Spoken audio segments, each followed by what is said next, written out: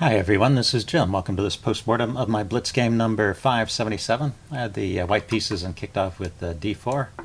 My opponent plays g6, kind of an interesting way to play. This is known as the modern defense. It can transpose into the Pirts. The main difference between the modern and the Pirts is this move knight to f6. If that move is delayed, then this is considered the modern defense, or Robatsch defense also. So I play with c4 here. Typical kind of setup against the Pirts actually is just to deploy the knights here and here, and his knight comes out here, and that would be a very common kind of setup. But I kind of like the idea of getting more center influence with c5, and it's not a bad move. This keeps some edge for white. My opponent goes with the somewhat unusual move c5 here, giving this position kind of a Benoni character. d6 would be the main way to continue here. But c5 is an interesting move. I push on with d5. The engine approves of this, although the top choice here in the database is knight f3. That would allow some exchanges, which actually would help this bishop, give it something to do along the long diagonal. So I'm not entirely sure about that knight f3 move. I think d5 is a reasonable way to play here. So he plays d6. This may be, well, it opens up a line for his bishop. I was going to say maybe there's some idea, if he doesn't play d6, that I might push that pawn forward and try and disrupt his development here. So he goes with d6. Now this will be a long game, so I might not go over some parts of it in a lot of detail. Just try and identify the turning points. You see, as you follow along, that I keep quite an edge through the opening phase. Let's see, I bring my knights out. He plays knight f6 now. Go knight f3, and now he goes bishop g4. So castling would still be kind of a normal position here, but it looks like bishop g4 is not a bad move either. We're just almost out of the opening book. Okay, bishop e2, breaking the pin, and now knight bd7. Once again, castling would be the main move, but knight bd7 not a bad move. Let's see, h3, kicking the bishop.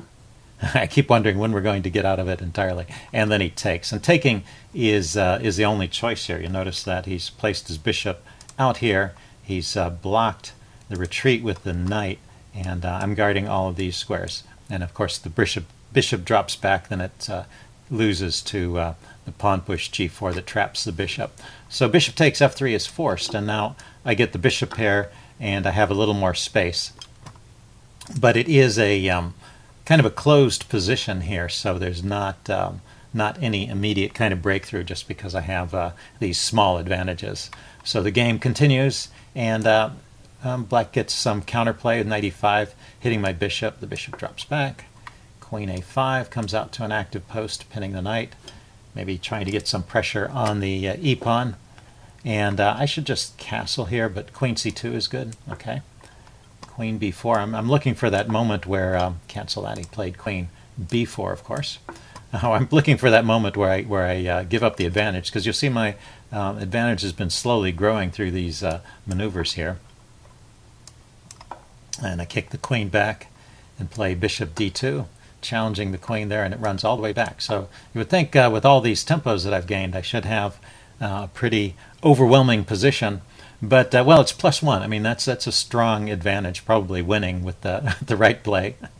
And somehow I don't manage to convert this. So let's watch this and see where it goes down. So I'm still keeping a big edge after castling. And then I drop the queen back to c1. Not sure if that's best. But this bishop is a strong piece. It's got an open diagonal, and so maybe trading that off is still a reasonable idea. Let's see, he goes rook e1, rook e8. I go for the trade, and he keeps the bishop on by playing bishop to h8. And that actually keeps more of an advantage than if he had traded. If he had traded, oh, well, it still keeps a pretty good edge for white. But I'm giving up the bishop pair by that trade and weakening his king side a little bit. So yeah, it's probably okay. Still keeping an edge. Let's see. I played rook b1 here. I was thinking of expanding on the queen side. He goes e6, counterattacking in the center, and this is a typical modern Benoni type of move where you trade off the e-pawn for the d-pawn. I push on with f4, gaining some space and kicking this knight out of the way. It doesn't have too many good squares to go to. In fact, knight to d7 seems to be the only one. And now this next move, I play queen e1, thinking to come over to the king side and maybe start a king side attack. And that's when my advantage really drops here. I'll go ahead one more move and you'll see it goes to completely even in just that one move. Okay, well, it still keeps some edge, but not much. So what is the best play here? This seems to be one of those turning points in the game. The chess engine likes bishop g5, pinning that knight.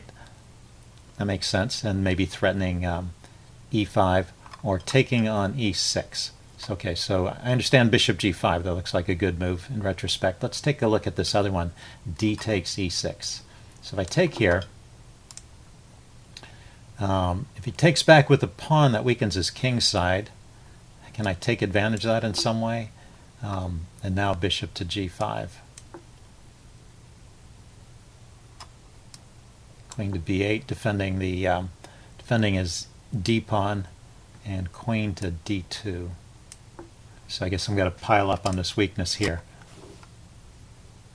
Okay, so that seems like a reasonable approach. Yeah, actually, that is, now that I think about it, one advantage of d takes e6.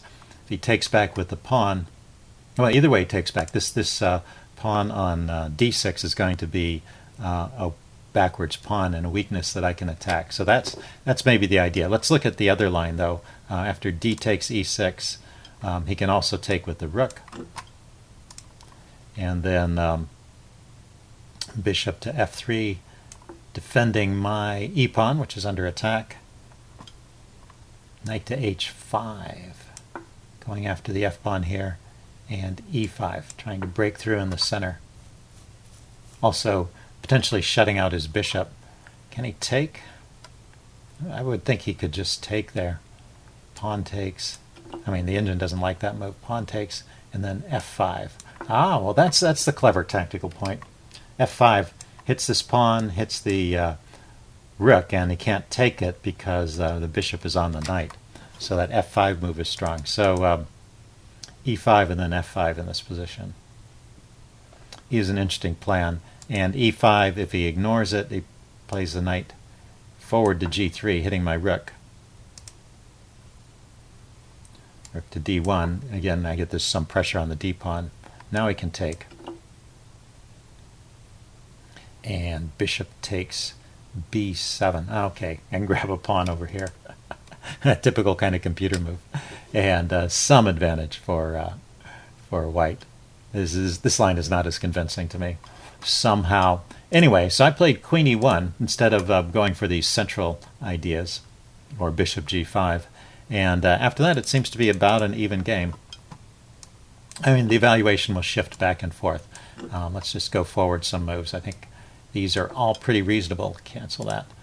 Knight e4, takes, rook takes, and queen d2. I mean, I still have the bishop pair, still have a little more space, but his pieces are active, and you know, it's just an even position. What can you do? He cements his rook here with the f5 move. I try and hold on to my pawns over here. See, he goes in for the check. I always have to watch out for this check, but I was aware of that in this case. I mean, when you push the f-pawn forward, and particularly in these King's Indian, Benoni type of positions with a strong dark squared bishop, it often comes out to the d4 square. And sometimes, I mean, I've definitely fallen for this skewer more than once, where I have a queen on e3 and a king here. Very embarrassing way to lose. Anyway, yeah, it looks like black has got a little something going here. When did that change? Changed with that move b3. So bishop to d3 is better, chasing his rook back. Okay, rather than allowing the rook to linger here. So b3 is a little too accommodating. Let's see, let's go forward some more moves. Bishop to f3, I try chasing the rook away this way. Rook drops back. Oh, rook came forward. Rook fe1, I challenge the rook, and he defends with queen e7. So we get this trade. Rook takes, queen takes, bishop takes, and it's all about even. And let's see, how long is this game? Yeah, it's a very long game. Let's just go forward a bunch of moves, because we end up in this endgame after a couple more trades. I thought that was going to help me out. Let's see. So this was one decision. Okay, the engine likes either move, either rook takes e8 or rook to e6. They're both about even. I thought maybe this rook to e6 idea would give me an advantage because I do get a passed pawn, but it looks like I just can't support it.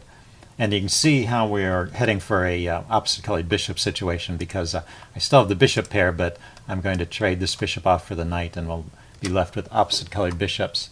Let's see, but there's some more maneuvering between now and then, and seems like he had some advantage there at certain points. But now we finally got to this endgame with the opposite colored bishops. And let's count the pawns. The pawns are even, but my passed pawn here is I've never managed to advance it, and I never will now that he's got this bishop guarding here. And in fact, this pawn is weak. And the engine has shifted its evaluation to be favorable to black, but that's misleading. This position is really just an absolute draw, and I think I do a reasonable job of demonstrating how you can draw this position even 2 pawns down. So I didn't have to. If we look at this point here where I allow him to take the pawn, I didn't even have to do that. I was reluctant to move my king away and let his king penetrate. But I could have gone to c3 with my king and kept control of that square, and my bishop is controlling this square. Let's see, if he tries to push on with the pawn, that's the one idea, but then he's giving up one of his advantages. But he can try and activate the king. Yeah, this still isn't going to help.